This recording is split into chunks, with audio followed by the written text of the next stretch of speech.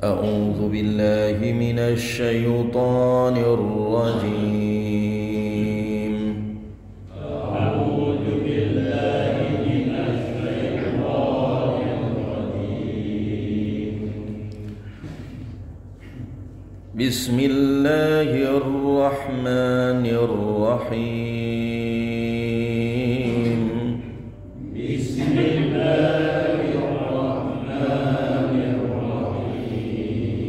ولقد صرفنا للناس في هذا القرآن من كل مثل ولقد صرفنا للناس في هذا القرآن من كل مثل فأبى أكثر الناس إلا كفورا.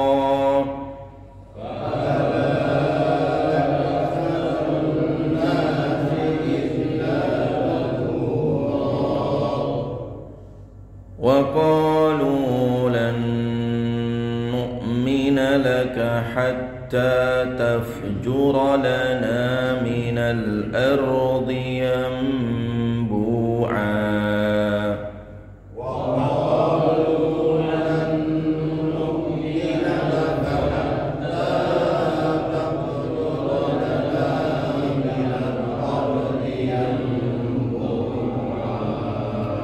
أو تكون لك جنة من نخيل وعنب فتفجر الأنهار خلالها أو تكون لك جنة من نخيل وعنب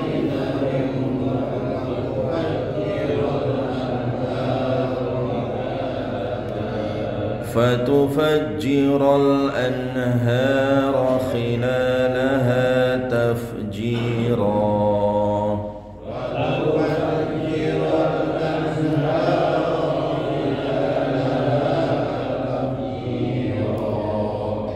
أو تسقط السماء كما زعمت علينا كسفا.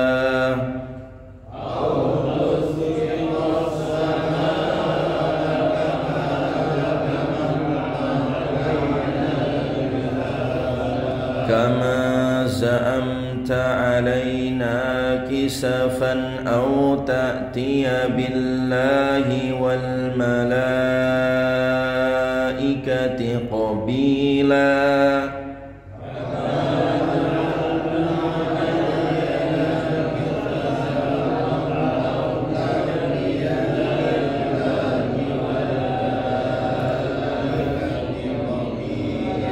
أو يكون لك بيت من زخرف أو ترقى في السماء. أو يكون لك بيت من زخرف أو ترقى في السماء. ولن نؤمن لرقيك حتى تنزل علينا كتابا نقرأه. ولن نؤمن لرقيك حتى تنزل علينا كتابا نقرأه. قل سبحان ربي هل كنت إلا بشرا رسولا. قل سبحان ربي هل كنت إلا بشرا رسولا. Walaqad dan sungguh-sungguh sarrafna linnasi. Walaqad sarrafna dan sungguh telah kami beri penjelasan linnasi bagi manusia fi hadzal qur'ani di dalam Quran ini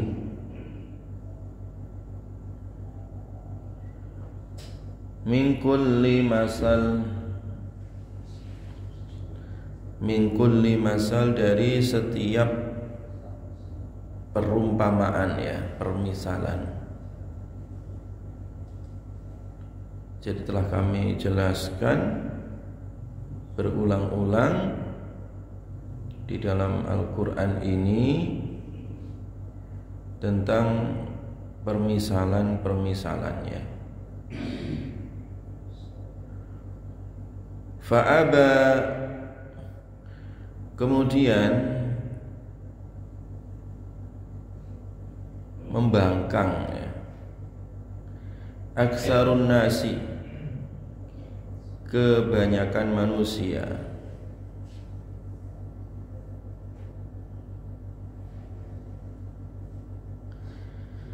Jadi kebanyakan manusia mengingkari atau membangkang ya, tidak mau mengikuti petunjuk ya dari Al-Quran melalui contoh-contoh ya atau permisalan-permisalan.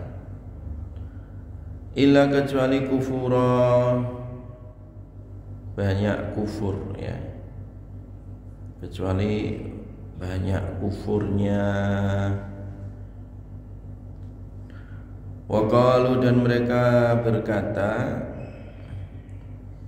orang-orang kafir ya berkata, lan nu'mina, tidak akan pernah kami beriman kepadamu, laka kepadamu, hatta sehingga tafjura engkau memancarkan, lana untuk kami, minal ardi dari bumi, yambu'a mata air.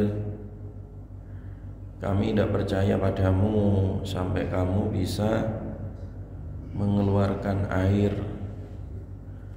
yang bersumber dari tanah, memancar dari bumi. Au takuna, atau ada laka bagimu jannatun,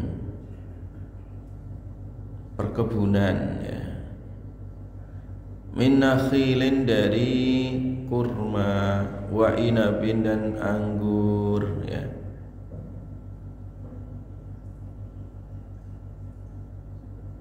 Atau kamu bisa memiliki kebun-kebunan ya, anggur, kurma ya, kurma, anggur. Fatufajjira, lalu engkau bisa mengalirkan al-anhara, sungai, khilalaha, pada celahnya. Jadi di celah-celah perkebunan itu ada sungai-sungai. Tafjira, dengan mengalir deras.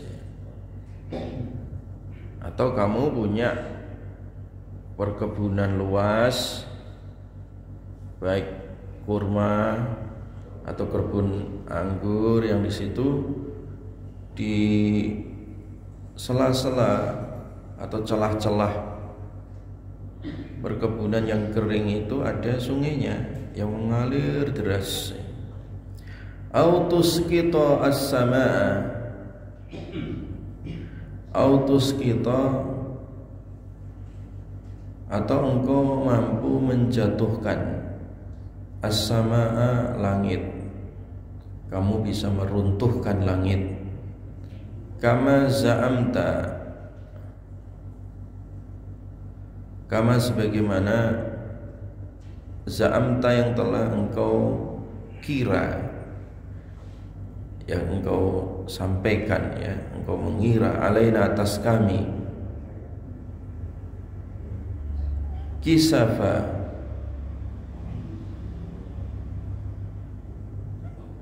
kisafa dengan berkeping-keping ya, jatuh berkeping-keping. Au ta'tiya, atau engkau mendatangkan, billahi, dengan atas nama Allah, wal malaikati, dan para malaikat, qabila, berhadapan dengan kami, maksudnya ini ya. Au yakuna, atau ada laka bagimu baitun rumah min zukhrufin yang terbuat dari emas atau berlian ya, autarko atau engkau bisa terbang bisamai ke langit. Walan nu'mina dan tidak pernah kami beriman percaya ya liruqiyika terhadap terbang engkau ya, terhadap naikmu ya, hatta sehingga tunazzila engkau turunkan alaina atas kami kitaban kitab nakra'uhu yang kami membacanya ya. Kul katakan wahai Muhammad, subhana rabbi, maha suci Rabbku, hal kunta, adakah engkau illa kecuali basyaran, manusia, rasulah yang diutus bagi seorang rasul. Jadi ayat ini yang pertama menjelaskan tentang permisalan ya, permisalan yang Allah datangkan di dalam Al-Quran. Jadi di dalam Al-Quran itu banyak sekali permisalan ya, yang dibuat oleh Allah untuk diambil pelajaran ya,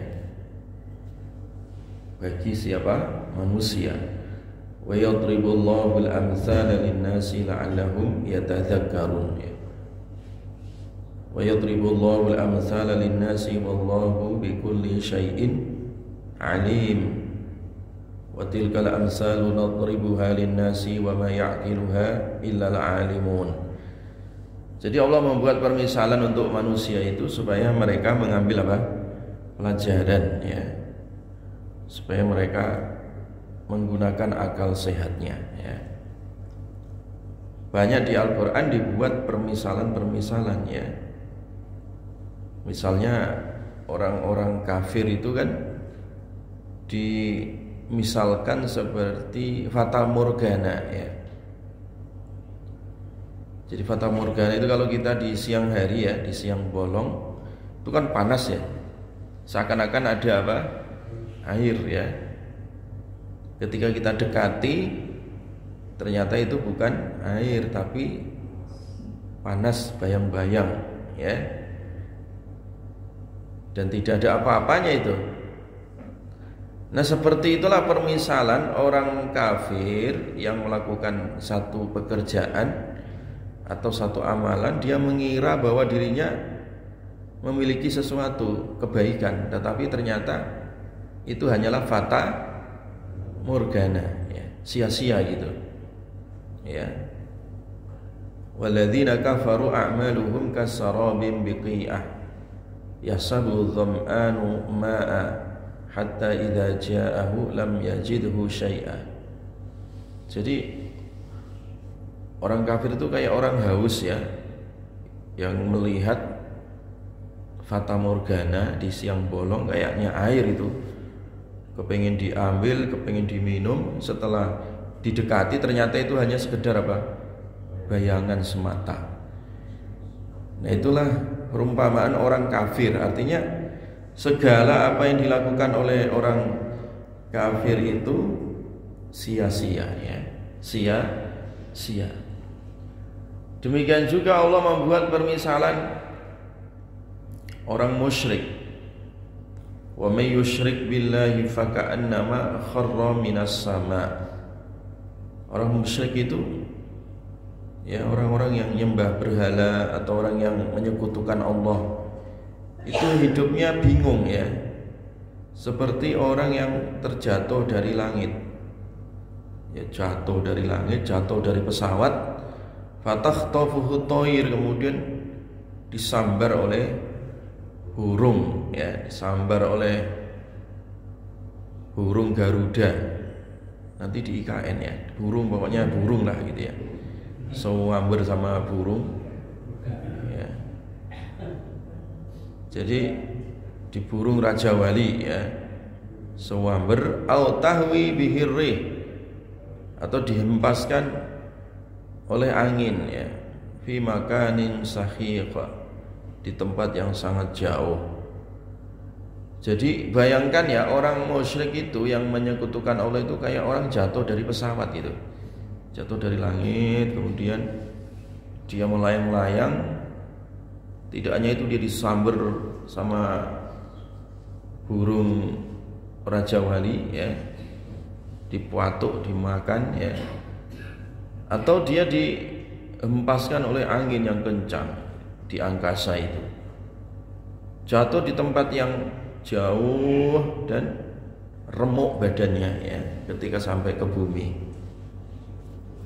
Maksudnya apa itu perumpamaan orang musyrik? Orang musyrik itu ya tidak punya pegangan ya, hidupnya itu bingung gitu, bingung kayak orang jatuh gitu, bingung, jatuh, remuk gitu. Kayak di India itu ya, orang nyembah sapi, disembah gitu ya, mencari berkah.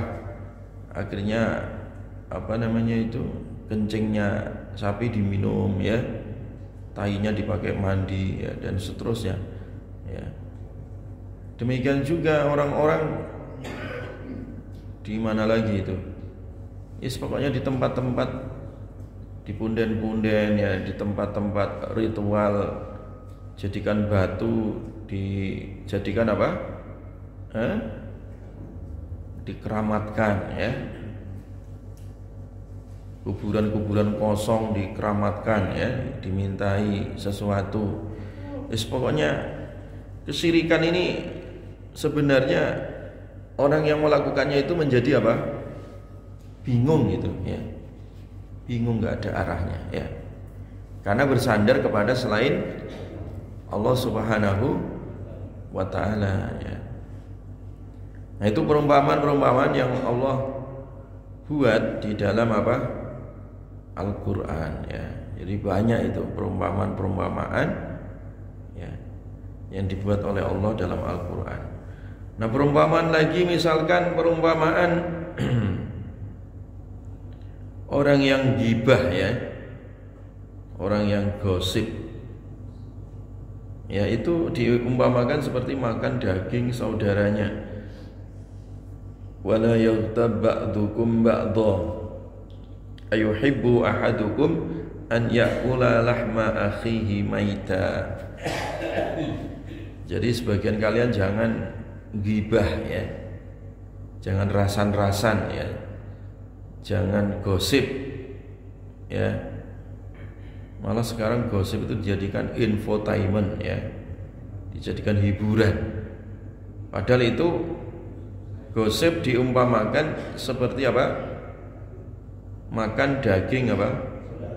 Saudaranya. Ya kayak Sumanto itu. Ya kayak Sumanto, tahu Sumanto? Orang yang makan daging mentah, daging ibunya itu, mayat ibunya dibongkar kemudian dimakan itu. Doyan nggak? Jamaah doyan nggak? Kalau nggak doyan kenapa kok gibah? Nah gitu ya. Ada nggak yang doyan daging mayat gitu? Kalau daging kambing enak ya, apalagi kambing muda itu seger itu, dibikin sop ya, jempek ya. Kalau ada sop daging manusia dijual online, ada yang beli nggak? Nggak ada. Tapi kenapa kalian, nah kata Allah ya, di antara kalian makan daging saudaranya. Jadi kalau seandainya ditampakkan habis gibah itu ya, habis gosip, kemudian mulutnya itu ada bekas daging manusianya, mungkin orang nggak akan berani apa? Gibah gitu kan. Masalahnya nggak ditampakkan gitu. Nah, ditampakkannya nanti kalau di akhirat gitu, tidak di dunia. Nah, di dunia ini hanya dibuat permisalan. Kalau kamu nggak doyan sop daging manusia ya, atau tidak doyan sate daging manusia, ya jangan apa? Gibah. Nah gitu. Maksud dari ayat di surat Al-Hujurat tadi itu tentang ghibah itu diumpamakan seperti makan daging mentah apa? Saudaranya. Kalau nggak mau atau kalau nggak doyan daging manusia ya jangan ghibah itu. Berarti kalau orang kerjaannya ghibah itu sehari berapa kilo daging manusia dimakan itu ya? Satu karung kali ya. Satu karung ya ghibah. Nah ghibah itu ghibah saudaranya gitu ya, saudaranya ya dighibahin ya. Ya. Ghibah itu artinya rasan-rasan ya. Atau menyebut ya saudara kita, kalau seandainya dia mendengar itu dia tersinggung gitu. Itu loh orang kok ya misalkan disebut hidungnya kok pesek. Nah, kan kalau kita sebut di depannya tersinggung nggak kira-kira? Tersinggung, itu ghibah. Itu ghibah. Itu mobil ya dari dulu kok nggak lunas-lunas itu bayarnya. Kira-kira tersinggung nggak orang yang mendengar seperti itu? Itu berarti apa? Ghibah. Kalau kita nyebut dia dan tidak tersinggung nggak apa-apa gitu, nggak apa-apa gitu. Itu masya Allah ya Pak Haji kok dermawan. Tersinggung nggak? Nggak, itu nggak ghibah. Jadi ghibah itu kalau kita nyebut-nyebut sesuatu, baik itu terkait dengan masalah fisik ya. Oh itu si fulan kok pendek orangnya, gemuk ya, bau dan seterusnya, itu ghibah ya. Ya. Dan Nabi pernah mengingatkan kepada istrinya Aisyah karena cemburu ya dengan istri yang lain, datanglah istri Nabi yang lain ya, yaitu Sofiyah ya. Disebut oleh Aisyah, Sofiyah itu pendek kok katanya. Pendek datang katanya. Nah, ditegur oleh Nabi, kalau ucapanmu tadi walaupun satu kata ya pendek kan gitu, itu kalau dicampur dengan air lautan, itu air lautan jadi busuk katanya. Jadi kita tidak boleh menyebut seseorang dengan ciri ya, ciri aibnya gitu, pendek ya kan, pesek, kemudian si juling misalkan, apalagi gitu ya, jangkung itu orang itu. Nah, itu tidak boleh kecuali kalau memang itu jadi ciri khas yang nggak ada yang lain gitu. Kalau itu siapa sih?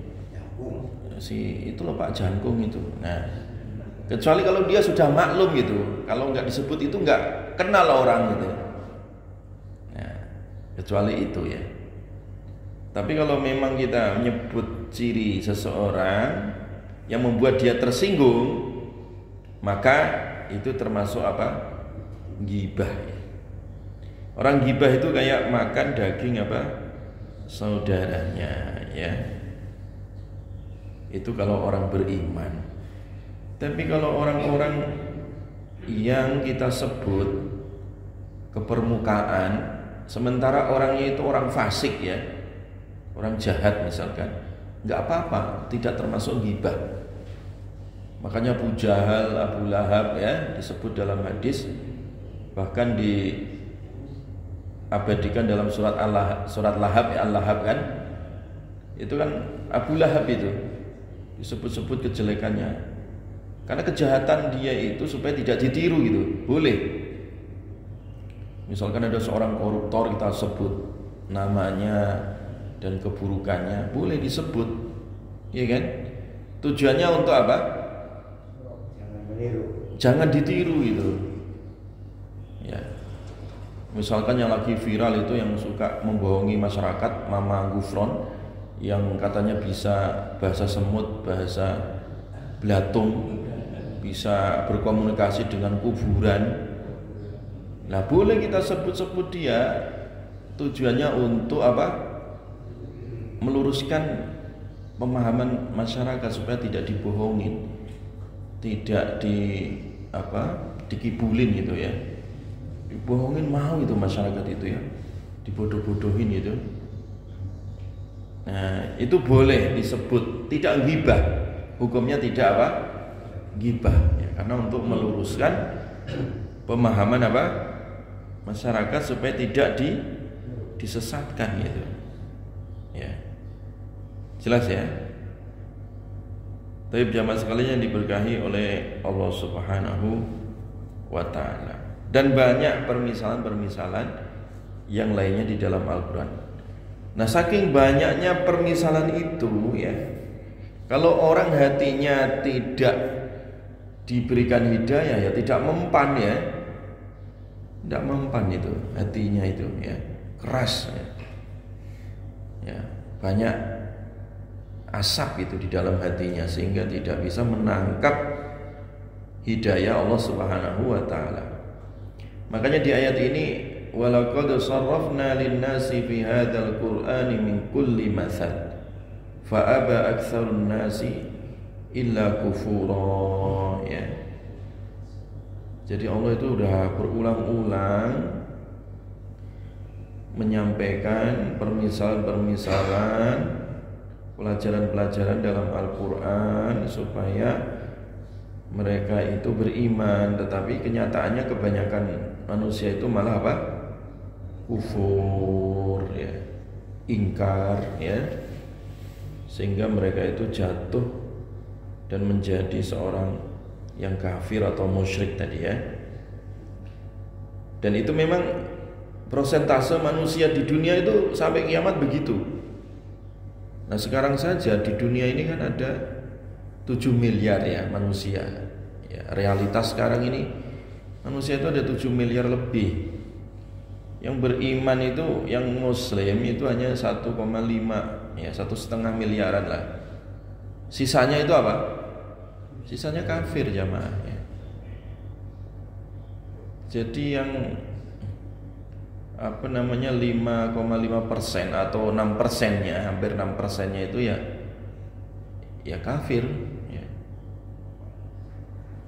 Atau ateis ya, atau musyrik kan gitu ya. Ada yang percaya Tuhan tapi percayanya itu dengan cara apa? Mensekutukan ya.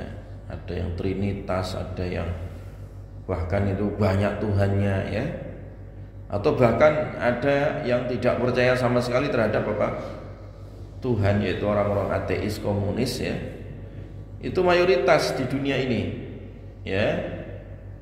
Mayoritas ya. Lebih dari 5 miliar ya manusia itu kafir di dunia ini ya. Dan sedikit yang beriman ya. Karena memang kenyataannya begitu, fa'aba aktsarun nasi illa kufura ya. Manusia itu membangkang, kebanyakan mereka itu ya kufur ya terhadap nikmat Allah, terhadap ayat-ayat Allah Subhanahu wa taala. Wa qalu lan nu'mina laka hatta tafjura lana minal ardi yanbu'a. Dan tidak sekedar kufur ya, mereka itu suka menantang gitu. Ya, suka mengejek ya terhadap syariat-syariat yang dibawa oleh Nabi Sallallahu Alaihi Wasallam. Kalau kamu benar Muhammad ya sebagai seorang Rasul, coba kamu ya datangkan ini air memancar dari bumi ya. Coba bisa nggak kira-kira dalam 1 detik memunculkan apa tadi? Air nyumber dari apa? Bumi, dari tanah ini.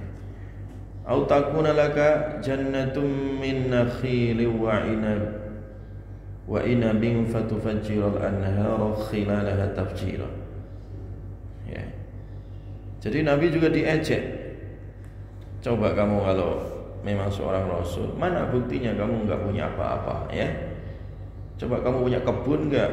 Kebun yang luas, kurma, anggur ya.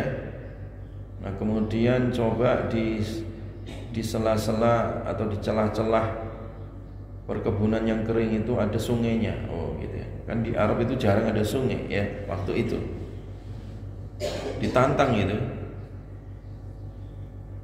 Jadi orang-orang jahiliyah dulu itu juga melihat sesuatu dengan ukuran materi gitu, materialistik gitu. Jadi kalau Nabi miskin itu dianggap palsu gitu. Kalau memang engkau seorang Nabi, buktikan kamu kaya gitu. Punya apa?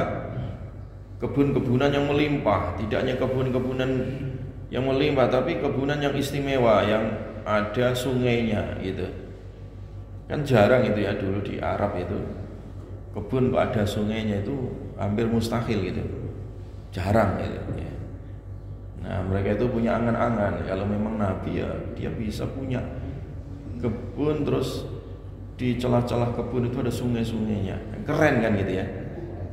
Perkebunan yang dikelilingi dengan apa? Sungai ya. Keren gitu ya. Ditantang begitu. Jadi kebanyakan masyarakat itu materialistik ya, dari dulu jahiliyah sampai hari ini gitu. Makanya orang yang bisa menjadi idola hari ini itu juga, atau orang-orang yang kemudian dipuja-puja, dibangga-banggakan itu ya orang-orang yang kaya raya kan gitu kan ya? Orang yang kaya raya, berapa tabungannya ya, dan orang itu bisa tunduk patuh, kekuasaan bisa dibeli ya kan, tergantung siapa bosnya kan gitu kan ya. Tergantung bosnya sekarang ini orang hidup itu ya, orang materialistik maksudnya ya. Orang yang kaya raya bisa beli apa aja dia ya. Nah, sejak dulu juga sama gitu. Di zaman Nabi orang-orang kafir Quraisy itu tidak mau beriman, nabinya miskin kok ya. Mereka maunya yang kaya tadi, yang dia bos perkebunan ya. Ya, karena memang dulu trennya itu kekayaan itu diukur dengan apa? Perkebunan. Ya kalau sekarang diukur dengan apa, merek mobilnya, rumahnya berapa, ya perusahaannya berapa, nah gitu kan, tabungannya di bank itu berapa, simpenan emasnya itu di mana, nah gitu kan. Nah sekarang orang mengukurnya itu serba materi ya, dari dulu dan sampai hari ini. Kebanyakan masyarakat mengidolakan orang-orang yang punya apa? Duit ya, kekayaan ya, itu dihormati itu di tengah masyarakat itu. Strata sosialnya dianggap tinggi kalau dia punya duit, walaupun bodoh itu, walaupun apa? Bodoh, nggak tahu ilmunya ya, nggak memiliki keilmuan yang cukup. Nah kemudian autus kitos samaa kama za'amta alaina kisafa au ta'tiya billahi wal malaikati qabila. Jadi artinya mereka juga nantang ini ya, Muhammad, kalau kamu memang Rasul, coba sekarang itu langit, coba langit itu ya, langit yang tinggi menjulang itu kamu tarik ke sini, kamu jatuhkan. Aneh-aneh mintanya itu ya. Jadi kalau ada di dunia ini orang yang permintaan atau persyaratannya aneh-aneh ya, itu tanda kalau dia sebenarnya tidak mau beriman, ngeles saja gitu ya, hanya mencari-cari apa? Alasan ya. Ya. Jadi kalau kamu memang nabi dan rasul, ya udah itu masalah langit ya, coba diturunkan itu, mendung, diturunkan azab, diturunkan berita-berita langit ya. Jadi nantang itu ya orang-orang kafir Quraisy ya. Ya. Nah kemudian juga kalau memang kamu nabi rasul, coba ini Tuhanmu hadapkan ke sini ya. suruh menghadap saya. Nah, sombong gitu ya. Malaikat juga sama, suruh menghadap saya katanya. Ini kesombongan tingkat tinggi ya. Au yakuna laka baitum min zukhruf ya. Atau kamu kalau memang nabi dan rasul ya, coba kamu punya enggak rumah dari berlian ya. Rumah dari apa tadi? Berlian ya. Ya tidak punya nabi itu. Rumahnya ya rumah biasa ya. Jadi waktu Nabi di Mekah itu ya, Nabi rumahnya dekat Ka'bah situ ya. Yang dihuni Nabi bersama istrinya Khadijah ya. Itu kalau jamaah umrah ya atau haji, ketika sa'i antara Safa Marwah ya, itu sampingnya Marwah situ ya. Itu sampai sekarang masih ada itu bekas rumah Nabi ya. Kalau jamaah kepengen tahu itu keramik yang apa namanya, yang dikasih garis kecil-kecil, kotak-kotak kecil-kecil, ya itu bekas rumah Nabi itu di daerah apa antara Safa dan apa Marwah, di luar itu ya, di luar Masjidil Haram ya, di luar apa namanya itu, di luar bangunan itu ya, yang deket kamar mandi di situ ya, kamar kecil di situ. Cuman nggak dikasih tulisan ya, khawatir orang berkerumun di situ ya. Masih ada, cuman dibatasin aja gitu sama apa askar gitu. Itu rumah Nabi di situ. Ya biasa aja rumah Nabi, nggak terbuat dari apa emas, perak atau berlian. Ditantang, rumahmu kalau memang kamu Nabi, coba disulap jadi rumah yang terbuat dari apa tadi? Berlian ya, emas, perak, zukhruf ya. Atau kamu bisa terbang ke langit. Wah, ditantang terbang ke langit ya. Emangnya Superman kalau disuruh terbang ke langit itu kan? Atau setelah terbang kamu bawa kitab ya, diturunkan dari langit ya. Jadi memang aneh-aneh itu ya, jadi obsesi orang-orang kafir jahiliyah itu apa, kepengin mereka itu melihat sesuatu di luar batas ya, ya, kebiasaan ya, dari orang-orang awam atau manusia secara umumnya ya. Jadi intinya sih mereka maunya Nabi itu manusia super gitu ya, manusia apa? Super ya. Jadi manusia super yang rumahnya dari emas, kemudian punya kebun-kebun yang dikelilingi sungai-sungai ya, kemudian bisa terbang ya, kemudian ya bisa mengendalikan langit ya, bisa punya remote-nya langit ya. Kayak pengakuan siapa itu? Tukang pawang hujan katanya punya remote AC langit katanya. Itu bohong ya. Mana ada orang punya remote-nya langit manusia ya. Ya, si Rara ya.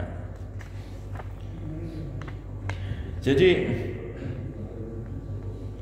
itu keinginan-keinginan orang-orang kafir Quraisy yang sebenarnya itu ingin membuli ya, ingin menghalangi dakwah Nabi SAW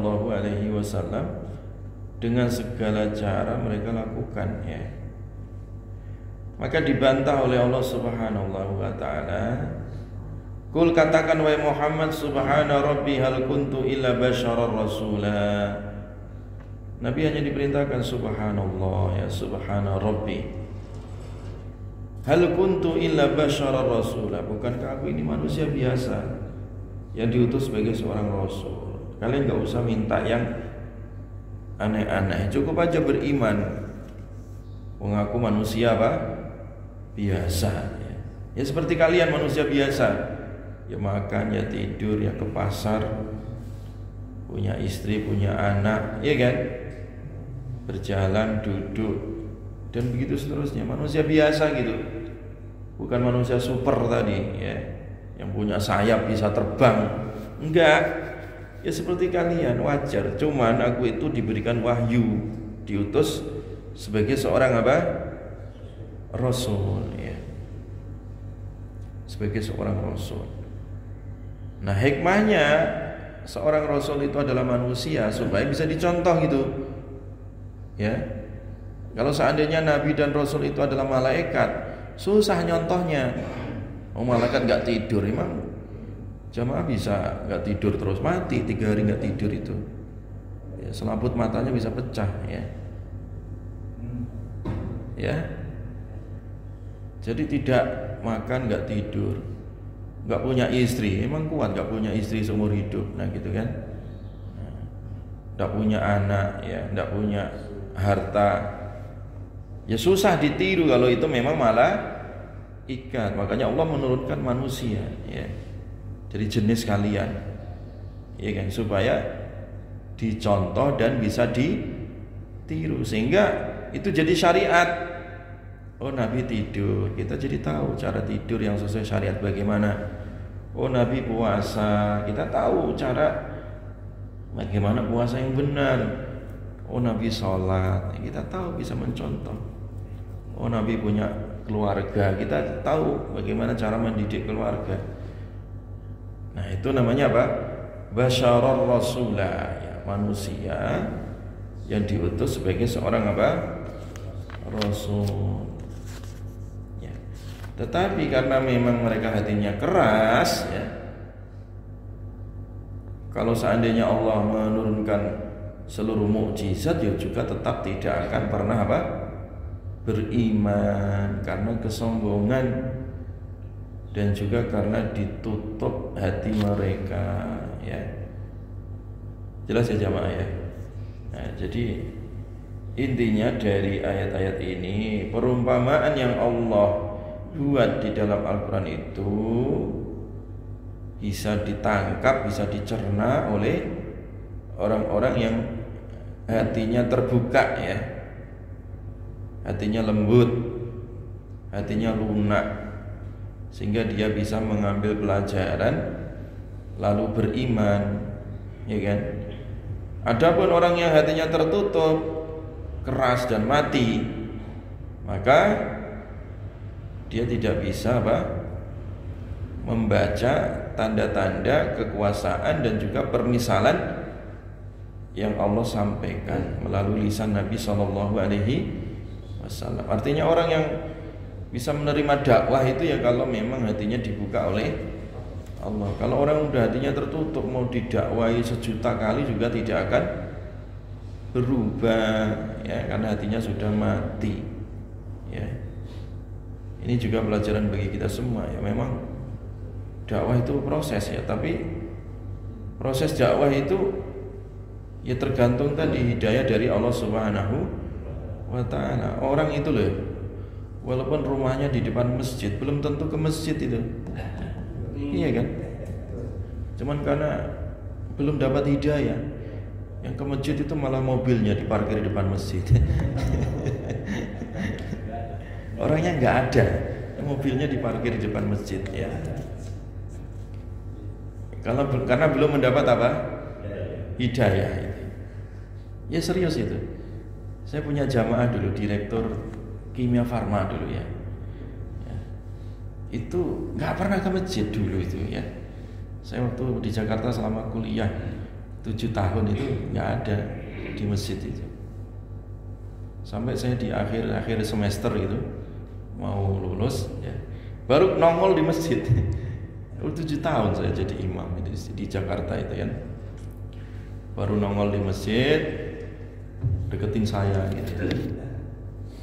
Alhamdulillah Pak Ustadz saya bisa ke masjid. Padahal rumahnya itu depan pintu masjid. Saya tahu setiap pagi dia berangkat ke kantor, malam pulang gitu. Setiap hari gitu. Bos Pak. Ya, bos apotek lah. Ya, bos obat kan gitu. Pernah ke masjid. Nah, ceritanya di masjid itu sepekan sebelum pensiun, ya itu kan dia punya dana, apa istilahnya ya, dana pensiunan ya gitu ya. Ya pikirannya di hari tua, di hari pensiun itu tinggal sarungan di rumah gitu kan, menikmati hasil kan gitu. Duitnya banyak, akhirnya diinvestasikan di satu perusahaan besar. Nah, dia kan nanti dapat ini, bagi hasil keuntungan kan. Ternyata tabungannya tadi selama bertahun-tahun dia bekerja jadi direktur itu dikuras semua untuk diinvestasikan, dan perusahaan yang tempat dia investasi itu bangkrut gitu. Duitnya habis itu. Ya Allah, akhirnya dia tuh kayak ngedrop gitu, ngedown gitu. Dan karena stres, bingung, akhirnya ke masjid. Saya bilang alhamdulillah Pak, itu bisa ke masjid kan gitu kan. Kalau nggak bangkrut nggak ke masjid itu. Jadi ke masjid gara-gara bangkrut itu ya. Jadi artinya duitnya habis terkuras gara-gara salah investasi di satu perusahaan. Dia merasa tertipu ya, dan akhirnya ya itu tadi nggak ada jalan lain kecuali dia kembali ke masjid. Jadi akhirnya ke masjid itu, rumahnya depan masjid. Jadi memang kalau Allah menunjukkan itu ya ada aja caranya. Kadang harus diuji dulu gitu, harus diuji dulu ya. Karena kalau nggak diuji, kadang orang itu nggak sadar, dipanggil hatinya ya, karena dia bos ya. Saya dikasih jasnya itu ya. Saya lihat di temboknya itu foto-foto penghargaan dari presiden, semua itu ada kok. Penghargaan dari Megawati, penghargaan dari Pak SBY, ada semua itu. Apa namanya itu ya, kalau orang dapat penghargaan itu dari presiden itu apa namanya saya nggak tahu. Yang penting saya lihat dia dapat sertifikat dari presiden-presiden itu ya. Jasnya karena dia pensiun, Ustaz pakai aja semua jas saya, pilih saya. Jas kalau ke luar negeri pakai ini, jas kalau ke ini, jadi banyak sekali. Saya senang dapat jas, saya nggak pernah bikin jas, saya dikasih bagus-bagus itu jasnya itu. Ya. Kayaknya dia ke masjid ya, dipanggil oleh Allah Subhanahu wa Ta'ala di usia apa tadi? Pensiunnya. Jadi akhirnya dia rajin ke masjid itu di usia pensiun itu. Sampai beberapa tahun yang lalu baru dipanggil oleh Allah meninggal. Ya mudah-mudahan husnul khatimah itu. Rajin itu orangnya akhirnya. Ya. Kalau nggak dipanggil oleh Allah tiap hari itu 5 kali dia dengar azan, tapi belum tentu dia ke masjid ya. Walaupun rumahnya depan apa? Masjid. Jangankan rumah di depan masjid, kadang orang yang sudah di dalam masjid itu loh nggak sholat di masjid. Siapa? Tukang bangunan yang bangun masjid. Kadang itu saya ngobrol